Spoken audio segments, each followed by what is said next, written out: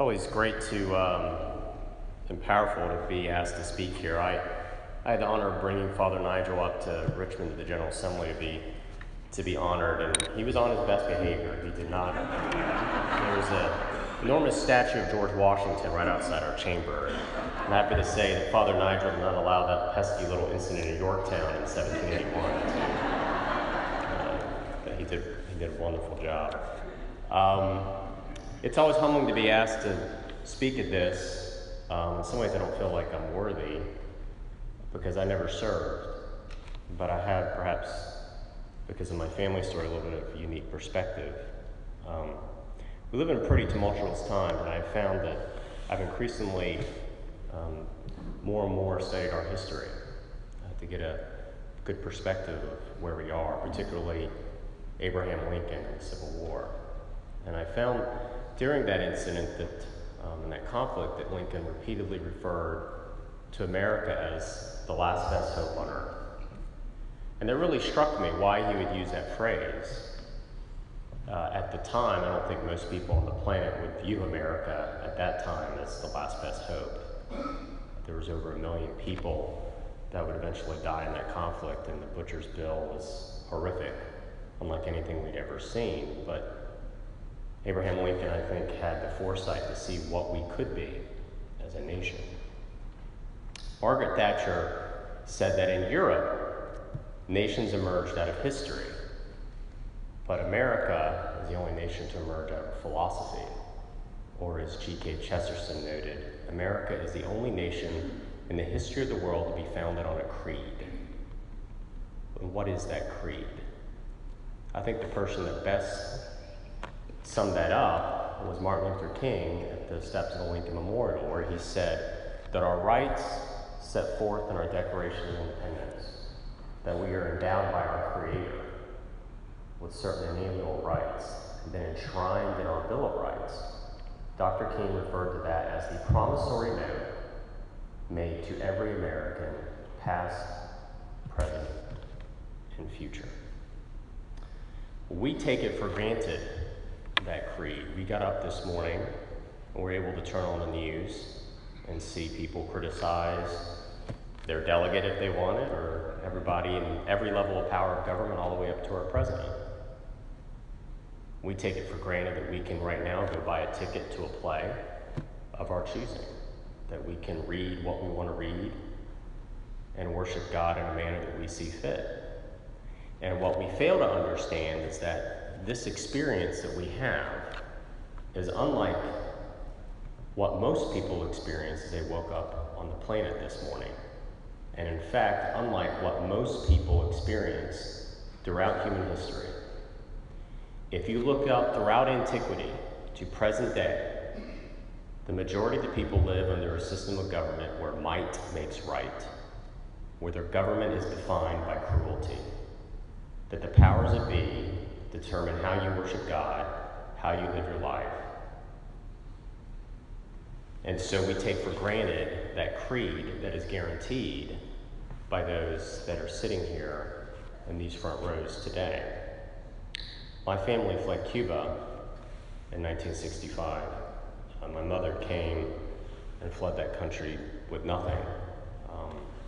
When you flee a communist dictatorship, it's not like when we go to Ireland, say if we were an immigrant in Ireland, we would maybe transfer our bank account or we would sell our home.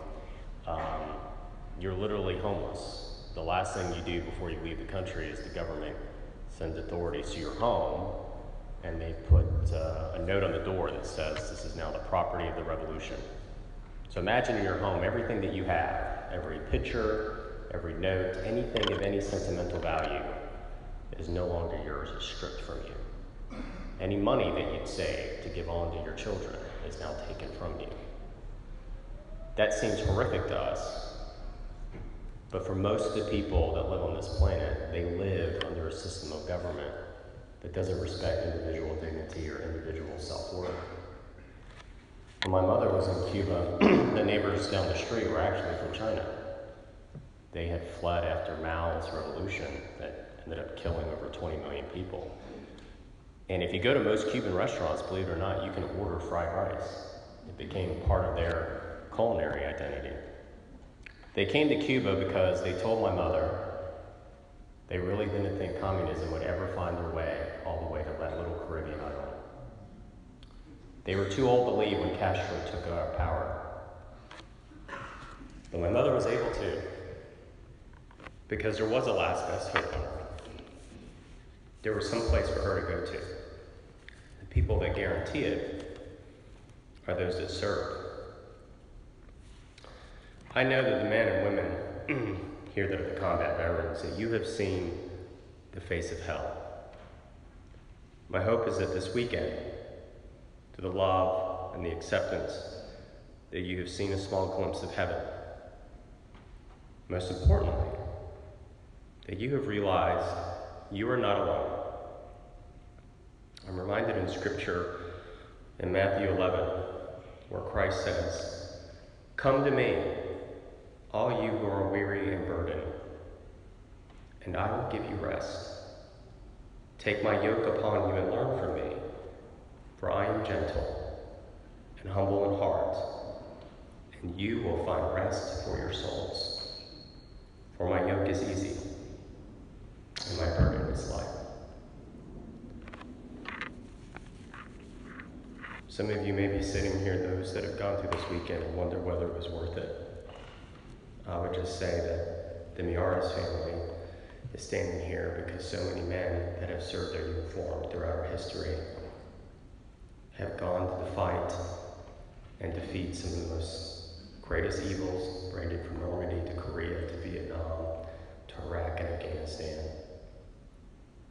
Fascism and communism and ideologies that deny people their very dignity and their self-worth, oftentimes for complete, total strangers and people they've never met and that speak languages they don't understand. Thank you for allowing us to be the last best hope on earth. I'm going to end with one of my favorite stories from one of my favorite presidents that Ronald Reagan used to tell, which was after the fall of Saigon. There was literally thousands upon thousands of people that would get in boats and flee in the South Pacific, and they were picked up by a naval convoy, which is pretty remarkable when you think how bad it must be for you to get on a boat with no hope, or very little hope, but whatever you knew that was behind you could not match what was in front of you. And you had thousands upon thousands of those fleeing Vietnam refugees, and they got picked up by a naval convoy. And a little 12-year-old boy looked up at a naval sailor on one of the destroyers, and he waved to him, and he said, "Hello, Mr. Navy man. Hello, Freedom Man." Thank you to the freedom men and women that are here. Thank you for what you've done for your country. And thank you for allowing and standing and protecting America so we're the last best hope. So my family, the Miaras family, can ensure that not only myself can breathe the air as a free man, but that my children and their children's children can as well. God bless.